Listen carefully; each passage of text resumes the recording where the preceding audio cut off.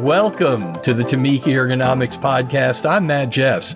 Today's guest holds a doctorate from Washington University with published work in journals like Applied Ergonomics and the Journal of Hand Therapy. She's a licensed occupational therapist, but she's also a certified hand therapist with extensive experience in ergonomics and research. It's my pleasure to introduce Jamie McGaha. Jamie, welcome. Matt, thank you so much for having me. It's a pleasure to be here.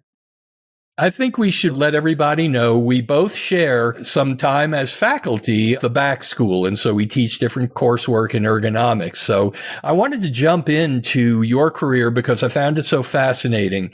From the clinic to the workplace, so to speak, you've worked with everyone from office workers to flooring installers. And what would you say is most unexpected when it comes to ergonomic challenges you've come across in these varied industries? Are there anything that stand out that's just sort of like, wow, I didn't expect that? Share some stories. You know, there are stories from all over, but I think regardless of the area of ergonomics you're working in, one of the things that always stuck out to me when I first started was the whole concept of behavior change.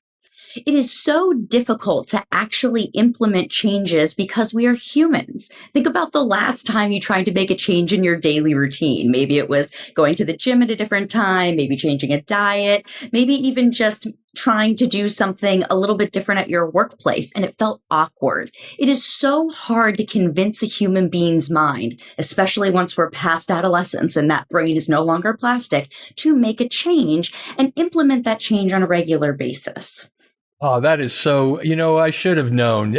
Before we jumped on, I mentioned how rewarding it is to work with my occupational therapist colleagues. And I should have known that's where you'd go because you're exactly right. Whether we do coaching or, many of the approaches we'll use, it still comes down to that, doesn't it? Mm-hmm. Is this person willing to meet you halfway and carry it further? Am I right in assuming that? You're totally right. But I will share with you one of the most challenging things I ever did in ergonomics.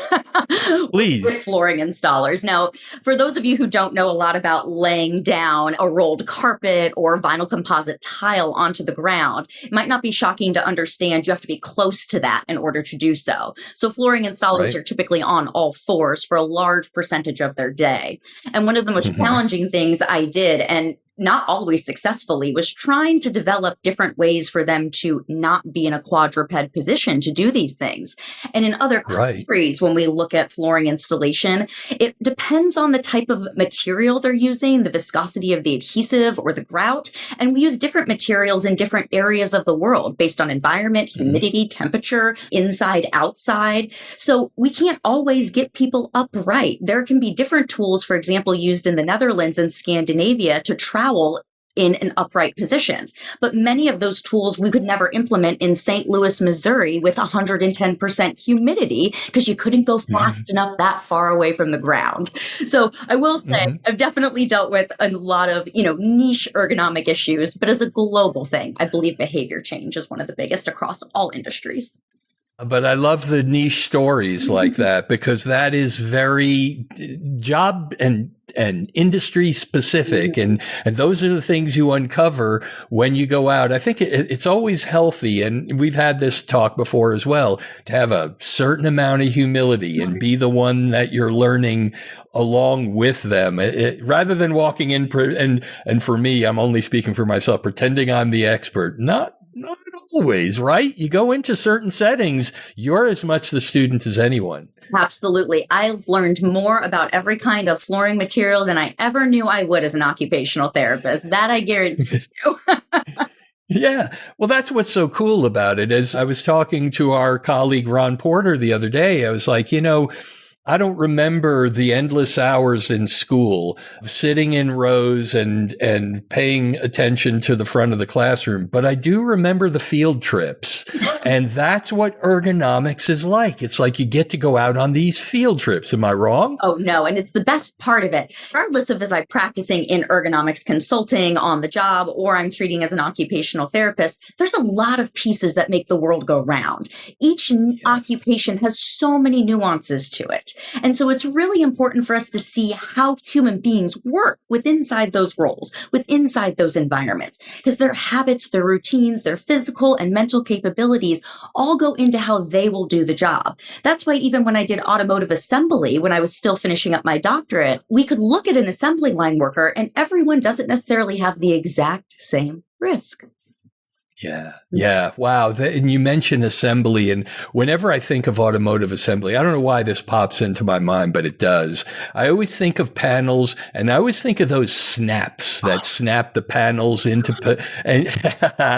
and you have research focused on thumb arthritis. And I wonder what's something most people don't realize about how we use our thumbs or abuse our thumbs and how thumbs can affect our daily life. I mean, kind of makes what we are humans human, isn't it? It is. And I guarantee you, every single person learned to use Legos wrong and pinch them together incorrectly as a child. No, that's a joke we have in hand therapy.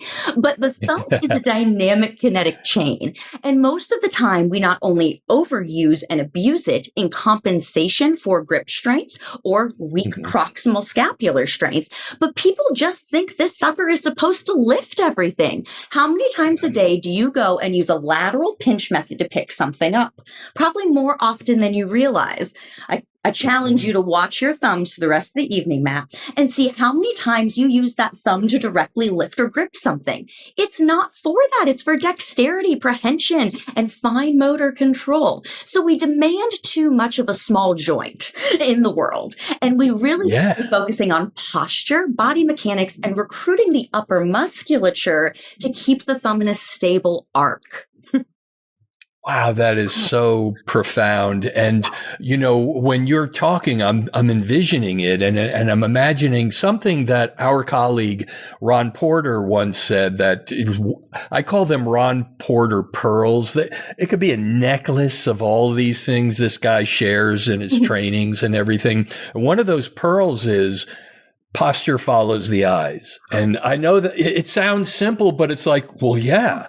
And so when we have these things and we use those thumbs like that, next thing you know, we're forward like so. And as you describe, if you're using this tool in a way that maybe it's not optimal, it's going to circle back and kind of bite you. Am I fair to say that? Absolutely. And I promise you, we all don't notice until past 40. And then those thumbs start to talk to us. And then we think, gosh, what have I done just recently? It's been your whole life cumulatively. So do this with me, Matt. I know we're on a podcast, but if you make the OK sign between your index finger and your thumb, like a little round shape. Now make sure it's round. Okay. So you have a little bend at each joint in the thumb. Now, if you go ahead and open that OK and keep a little round shape between them and turn your hand to the side like you'd be holding a cup, that is the stable position of the thumb, almost like we're making a backward C. Now, how many times do you go and pinch in that position most days? I don't know that. I know. And so most people typically can't recruit the right musculature because of use incorrectly over time. That creates neuroplastic changes, which overloads the base of the thumb joint. And with basal thumb arthritis being the most functionally limiting kind of arthritis to our hand, 1 in 12 men, 1 in 4 women over a lifespan of prevalence, we really should be looking about how we utilize our thumbs better in life. Or how could we change our hand position to use bigger, grosser motions so these little joints aren't abused in life? Ah, very good point. Very good point. There must have been, share with us, that's one of those, you just gave me in a moment. I love the thumb so much. It just was always a passion area of mine. I also got diagnosed with thumb arthritis fairly young too. And I didn't even know I had it, hardly had any pain. And one of my great mentors, Virginia O'Brien, said, "Oh, that's so cute. You think you don't have it already?" We don't realize what's going on oftentimes because we don't feel it. But when we don't watch mechanics, when we don't watch load, when we don't watch posture and force, it will build over time. And we see that with repetitive strain injuries, and we see that with cumulative trauma. But things that we can actually, do over time is to watch that posture, watch that force, make changes so that we don't have as high of an incidence of those things. Now, we're not erasing arthritis in the world of hand therapy. I don't want to be a misnomer about it, but being able to educate people earlier and doing preventative exercises, stretches, and changing the way we do things, maybe we can avoid less functional limitation, which is my big goal. Now, one thing I'd love to share with you is when I started my journey into investigating thumb arthritis to finish up my doctorate, I reached out to Alan Hedge at Cornell. And this is just when the smartphone was becoming to be. I mean, I still had a flip phone up through 2014, Matt. Wow. And so good idea. When the smartphone was coming out, I, contacted Alan and I said, I'm a huge fan. I said, I hear you're doing smartphone research, very interested in thumb arthritis and thumb overuse. What is the data starting to look like? And this was like the first year or two. And he said, Jamie, I'm so happy you're passionate about this. When would you like to graduate? Because we'll probably see the thumb data in about 5 to 7 years, but the neck data is immediate. See that? Wow. I know. And I do want to finish my doctorate sooner rather than later, Alan. So I went to the University of Minnesota and was mentored by 2 wonderful hand therapists up there. But I see it all the time in practice. I see it all the time in consulting about the thumb phone and improper posture or force use with the thumb on any kind of input device. That's it. Yeah, you do. You see it. And there's a big behavioral factor to it all. I see this all the time I teach classes at a hospital-owned fitness center, and I see people in the gym staring down at their phones. And I know some of them are following a protocol on an app, but it's also like, why are you following a protocol on an app? I mean, this isn't rocket science, it's pick things up and put things down. We overcomplicate so much with technology. I agree. So anyway, I just use that as an example. And Dr. Hedge, I've had the pleasure of speaking on a platform with him at an ergonomic conference, and he's a wonderful man. He's got a great sense of humor, but he brings a lot of weight to these discussions. So I'm so glad to hear you had that opportunity to work with him. Well, I wish I had gotten to go there. He's just a huge player in our field, and I know he's retired now. But Dr. Hedge, it was so nice to be able to communicate with him, at the time. Forgive me. Yes, exactly. He really is. He casts a long shadow. Let's put it that way. Well, let's talk about some more war stories, as I like to call them. Have you ever had a especially tough or amusing case where someone was completely unaware of how their habits were hurting them? And I'm bringing you back to that behavior thing again.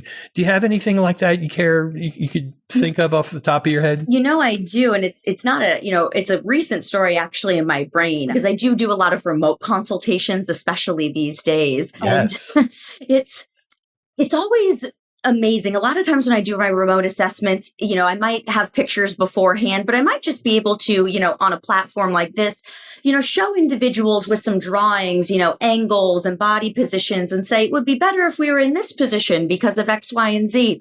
And I recently had a person who just was adamant that their chaise lounge was the best and most optimal place for them to work for 12 to 14 hours a day on a laptop. Oh my. And, we went through the whole, what is important to you in your environment for you first? How do you work? What are your breaks like already? And after hearing that their only breaks are smoke breaks, or, maybe maybe their only breaks are, when they need to get up to use the restroom, but they really are so resistant to understanding how sedentary positioning and lack of change in position and maintenance of awkward posture is really a detriment to their health. And they just refuse to believe it, despite the fact being requested for the assessment due to multiple comorbidities. So oftentimes when I'm doing being reactive, and this reactive assessment was a necessary one, I still had to write in my report that the client would be completely uncompliant with any recommendation I made. And so even sometimes when you really see these people and educate them over and over, we could stretch on the way to light the cigarette, Matt. We really could. You talk about anything to get these, less than maybe flexible human beings to understand why you care about this. It's not, so much because it impacts me. I have, a very comfortable setup, but I really want to make you feel better inside of work and outside of work. And I just, usually I'm quite successful. I won't toot my own horn, but this was one of the most difficult immovable rocks I have encountered in about 13 to 14 years. I mean, since my infancy is where I felt. And I was like, oh, wow, it's 2025, right? Yeah. So that was a recent one, but I did not get that person to move off of anything, and they weren't going to use a single piece of equipment I recommended. Wow. Yeah. And you do have a persuasive way about you. So I know that. Have you ever had anybody who was very resistant, like you're describing, but then did have a change of heart? And how did that play out? Was there somebody that you gave them their moment? Like you just gave me with the whole C grip and that sort of thing. Any stories like that? I've had some really good moments, not only just in, I live in the office, I feel like a lot these days, so all those come to me quickly, but I can remember even back in flooring installation time, just the very simple things of bend your knees and get closer to the load so your center of gravity is even can be a huge moment for someone who's been hinging at the hips and bending over. Like, just see how it feels different. In the office, it's really a common thing that I give people moments with the outstretched arms. I mean, people are typing, far away, like they can reach for the stars where their keyboard is. And you just move that back and relax their shoulders. And they're like, oh, is this what it's supposed to feel like? It is.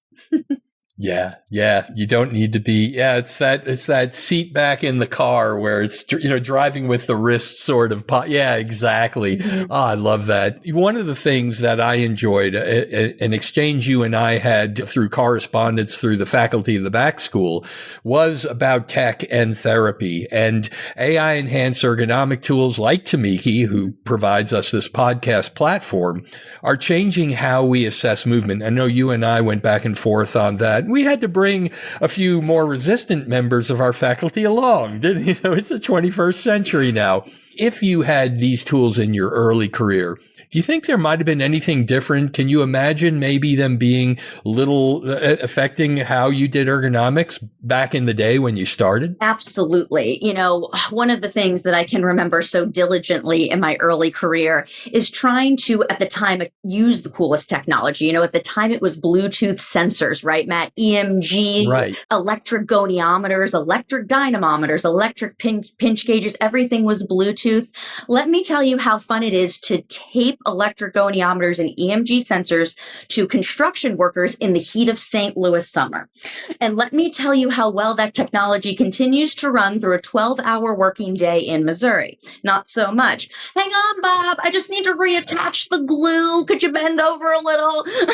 Yeah. I think of that. When we got data, you get so much data at once, first of all, and then you had to organize it yourself when you got back to the lab to actually see what you were looking at. But it was, it wasn't consistent. It wasn't constant. So if I had AI tools then, I could have implemented and trialed changes sooner because we would have to take that information back, analyze it, put it through different software systems to clean it up and then say, okay, the load, the angle, or the force is here for this worker. It's here for this worker. We'll try this one with this tool, this one with that tool. That's a week and a half process to go trial a change and reanalyze. Versus if I have something like an AI driven or more observatory driven type of technology tool, and I can see those things a little more quickly, I can make changes right then and there. We always assess, find solutions, trial and prioritize those solutions before we implement a full change. And if you don't trial and reassess before you make the change permanent, you have no idea if your risks are truly decreased. And AI gives us a chance to do it faster. You have to trial, reassess to know it's different.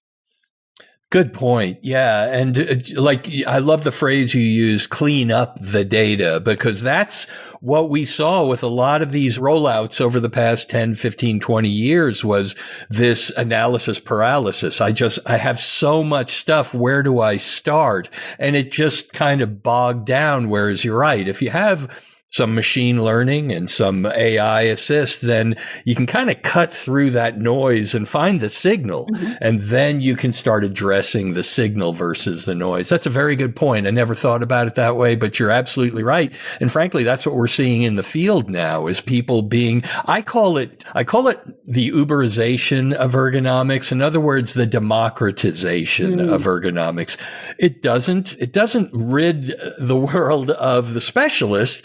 It allows the specialist to be coextensive with people who don't have to be specialists. Look, you got a phone. Go ahead and capture this and send it to me. I'll break it down for you. And we'll meet regularly and bring you guys up to speed on what to look for out on the operations floor. I know you and I have that shared history of we were some of the earliest ones saying, no, remote ergonomics can work. There is a way to do this. And we remember the pushback, but it was sort of like it finally caught up with us. I know we were a little ahead of the curve there. One of the earliest, I don't know if you know this piece of technology, it's quite dated now, but one of the first things I started using for video analysis was a piece of technology out of University of Wisconsin called MVTA, Multimedia Video Task Analysis. And it would freeze frame. You would select a certain rate you wanted each frame to be taken at from a video you recorded. And then you could sample that, and then you could do things such as measure angle. You could apply loads for an object you measured directly on the site. You could apply rates of repetition as you counted and watched the frames of the video. Again, extremely time intensive and so much data. It's not utilizable really in the real world. That's why it was a research lab tool. Good point. Yeah. I mean, I date back to the old ping pong balls stuck to the joints. That's how far back I go. So that was down in the basement of Shands Hospital at the University of Florida, my alma mater. And I remember those early days. It was kind of crude, but you got to start somewhere. It's how I got radial tunnel as a graduate student too.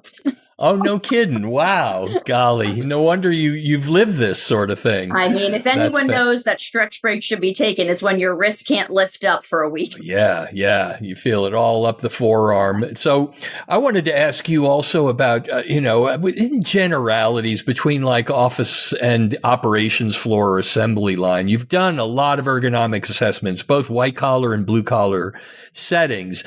Do you notice certain group tend to have certain misconceptions about the risk of injury, one versus the other? I hate to divide things up like that, but there are certain patterns you start to see in thought. Do you have any observations like that? I would typically say office workers know a little bit less about their risk factors. Most people who work in an office environment think they have a fairly safe job. They know they're not lifting and pushing and pulling things. Most of my, nursing staff that I do, any assessment or training with are fully aware that their job is going to be forceful for the day. And so I usually find that. However, one of the things I'm seeing more and more in today's day and age, especially because there's much more information out there, and especially on social media platforms and different types of tech pages, people are a little bit more aware of office ergonomics or maybe ergonomics equipment or a fancy adjustable chair. So I do see a little bit of a shift in this day and age from where I started, where every time I walked into an office, they would be like, oh, did you already go see the flooring installer? It's pretty hard out there. I also have seen the fact, and even, saw this with doing, old school force matching on the job site. Pending the level of force of the job, some people can overestimate. And we typically see that with more forceful, type of things where they're like, I think I'm working harder than I truly am maybe for this. So I've seen it in both ways, but I tend to find my office workers think they're super safe. And then they wonder why they have, such bad tennis elbow. Yeah, tennis elbow or thoracic outlet or the carpal tunnel, all the above, the things that kind of creep up and then suddenly they're there, Yeah. Well, I started out by explaining that you've done some very impressive research and you've published in top journals. What's one research finding that you wish more people knew about in the workplace? How do you bridge that gap? What are some examples? I wish people knew that risk factors can lead to injury. And I think sometimes we don't understand the risk. Is the risk an under static posture? Is the risk force? Is the risk repetition? Is the risk vibration or contact stress? How do we really identify the root cause? I, do a lot of work with, therapists and the healthcare world, and many people will try to immediately jump to the problem being the stuff. The problem is the computer. The problem is the chair. The problem is she doesn't have an ergonomic keyboard. I don't know what an ergonomic keyboard is. What is an ergonomic keyboard? I don't know. Right. The word ergonomic can be thrown in front of anything. There can be ergonomic cat carriers. There can be ergonomic, pens and pencils. How does it fit the human being in the way they use it? So I think people don't understand truly how to assess risk to a human factor. And in the research, that's what we really should be honing in on. So when I did my research with flooring installers, I did publish in Applied Ergonomics, but I also presented at the American Society for Hand Therapists National Conference that year. And one of the important things for me sharing that information with certified hand therapists who don't always work in industry, not necessarily, the large percentage are usually, in a clinic, was to demonstrate to them the percentage of time in forceful exertions, the percentage of time of a day in awkward and static postures, in order to say, hey, this human being will be exposed to this risk for this long in a day. So where will you make changes? Where will you provide interventions? Where will you give them exercises in order to decrease the percentage of total time, to break that up, or to reduce the force or the level of repetition? How do you assess what the risk is in the actual job to make the change? If you change the job without doing that, you probably won't do it the best for that person. Right. And as we had discussed earlier, which is still germane, the hands and phones and posture connection is an example, I think, of what you're describing. Hand therapists often see the effects of smartphone overuse, I would assume. And are there any common hand or wrist issues that you see that people don't associate with their devices, and maybe they should, or their devices? I am always shocked. Carpal tunnel's, a common thing we all talk about in the world of ergonomics. It's been one of those we've talked about forever. So is tennis elbow. But people really do not associate those things with utilizing laptops, utilizing tablets, utilizing smartphone devices. I mean, there's just still a real unawareness of the day-to-day technology that is so ubiquitous now and how that impacts posture. I mean, like you said, where Ron always says, where the hands and the eyes are will dictate the rest of the spine. And we are upright people, or human beings are upright, supposedly. That's right. Yeah, so I really do think that people are wholly unaware, too, of time. The concept of total time in a task or in a posture. Repetition really is something we have to consider. How long are you on that phone? How long are you on that computer? How long are you in that posture? So I think people don't equate those two things together. Oh, it's just for a little bit of time. No, it's 4 to 5 hours right now.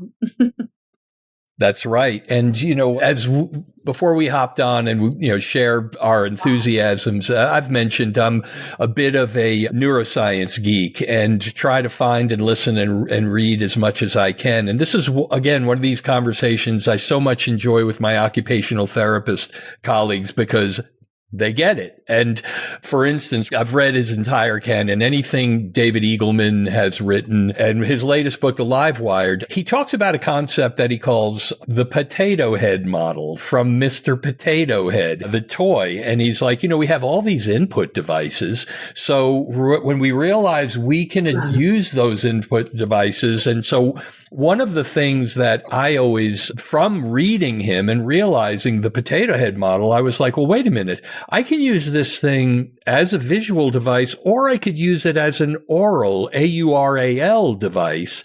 And so basically what I wound up doing was getting all social media and everything off of this thing. I can still play with that on a laptop, but I can use this thing now strictly for podcasts. I listen to podcasts to learn about authors. Then with the authors, I go and get the audio book. Mm-hmm. And so this is an AURAL device, also ORAL. But my point being is to stop and think of that potato head model and go, wait a minute, I've got all of these input systems, why just use this thing 99.9% of the day? And that gets into that posture stuff, doesn't it? I'm a huge believer, going back to the thumb thing, of having people use voice to text. I'm like, do you really have to use your thumbs the whole time? Also, you have 8 other of these. Yes. We're not varying the use of different body parts in different positions, but I'm a massive, massive use of the speech to text, not only on my input device, but on my computer as well. And using, electronic medical record system regularly, using dictation. And I think it's important to have a balance and a trade-off. You can't talk for 12 hours a day totally, but it's nice to be able to give the small joints a break. Yeah, it's like another Ron Porter Pearl of, learn to mouse left-handed. You'll curse me the first day, but then after that, you're like, oh, I can do this. Yeah. And it's sort of like, it was from Ron that I started actually brushing. I always start out brushing my teeth with my non-dominant hand because I know I'm getting good cross-pollination between both of my hemispheres, which some research suggests could forestall dementia. So do more stuff with your non-dominant hand. And all of these things are like these little pearls. All of a sudden, I could put that to use. It gets back to where you started, and that's behavior. And first, I think, comes that willingness of behavior. Are you willing to invest in some positive changes? And and I know as therapists, when you meet that person who is, it's a glorious day. It's going to be a fun working with this person. You're going to enjoy. It's going to be a journey for both of you, right? Well, and it's so great to have that person. But going back to my very difficult person in recent months, you sometimes don't always get the easiest. But usually my use of my, ergonomic assessment tools, my screening tools, and especially more use of visual aids and AI, I oftentimes get buy-in a lot quicker these days. If you can show someone and use that observation and visual as an education tool to say, this is bad because of this reason, and this much wrist flexion or this much lumbar flexion increases pressure into this area this much, and it will hurt eventually in a tissue. They can buy it a little better. I mean, we're kind of a fast-moving, on-demand society. And that's what AI and technology is going to help us do, is keep up with that ability to continue to educate. Because if we can't keep education in the world of ergonomics, we won't make behavior change. Very good point. Very good point. As we prepare to land this plane, seat backs in their upright positions, trays in their position, if you could think of a biggest ergonomic myth that if you could bust that widespread myth about ergonomics, do you have anything on the top of mind? What would it be if you do? Absolutely. It is not the stuff that makes you ergonomically sound. I love it. I love it. My favorite phrase, Matt, is the stuff does not make you ergonomically sound. Now, my second favorite thing to say is motion is lotion. But I truly believe the stuff is not what ergonomics is about. It is the human. I agree. In fact, we talk about that because sometimes I do remote ergonomic assessments as you do as well. And the first thing they want to hear about is the Herman Miller Aeron chair or the expensive. And I'm like, that's cool. But if we can get you in a sit to stand situation, the chair recedes in its importance. It's nice to have a good chair. Don't get me wrong, but I actually use a wooden one because I don't intend to sit very long. This is a sit to stand Varidesk. I'm going to be up when my backside says it's time to get up and when my feet say it's time to sit down. You're right. We get lost in the stuff instead of the behavior. Well, I'll share with you one last thing before we end. I'm recently working with a wonderful client, and they have remote employees all over the world. And one of the reasons, they sought out to contract someone for remote assessments is because in their main office, they had someone already do assessments. Very interesting, not probably shocking to you, Matt, but the person who recommended their equipment, everything was the same throughout the entire office, despite us having 50 different human beings beings who work in them. And they weren't totally satisfied with that. People weren't that much more comfortable. People weren't really utilizing it. And they spent a lot of money from a very high-end retailer on a lot of this furniture and equipment. So when they were looking to, then they went remote after the pandemic. And then we have an office that people come to once a month now with thousands and thousands of dollars of chairs, electric desks, all sorts of things. When really people are spending the majority of time wherever they are, sometimes moving between different locations. And what I really found when I met with each individual from that company, it was so important to understand the environment they were working in. There was one individual who shared with me the chair, which was not a chair that I probably would ideally recommend for someone kind of like your wooden one, was so unbelievably important to this human. This human had worked at a restaurant from the ground up as a young individual, and they had made their way into their current job by just really working so hard. And when the restaurant went out of business, they asked if they could have 2 of the chairs. This is their chair. This is something that they will always continue to use, no matter what recommendation I make, no matter what Herman Aaron I mail them. They will continue to utilize that chair. It means more to them in a working day than any other $1,000 chair could. So, we discussed about what was important to build their workspace around the height and the dimensions of that chair in their body and how they fit into it. And we did really, really well together. So I really think the human factor piece is something we can't let go of.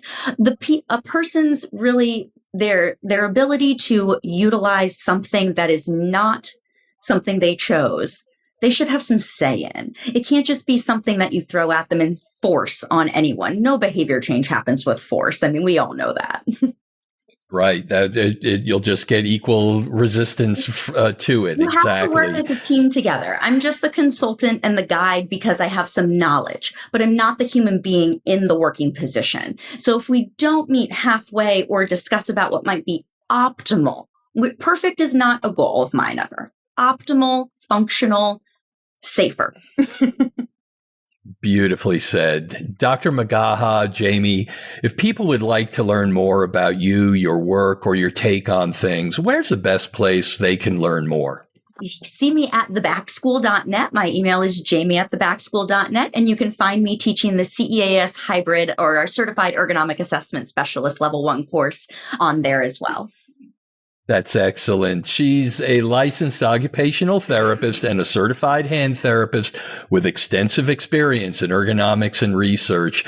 Jamie McGaha, thank you so much for joining us here on the Tamiki Ergonomics podcast. Thanks for having me, Matt. It's been a pleasure. And likewise, as I'm sure. And thank you for tuning in and joining us. Until next time, this is Matt Jeffs reminding you to use AI to work smarter, not harder. See you next time, everybody. Bye-bye.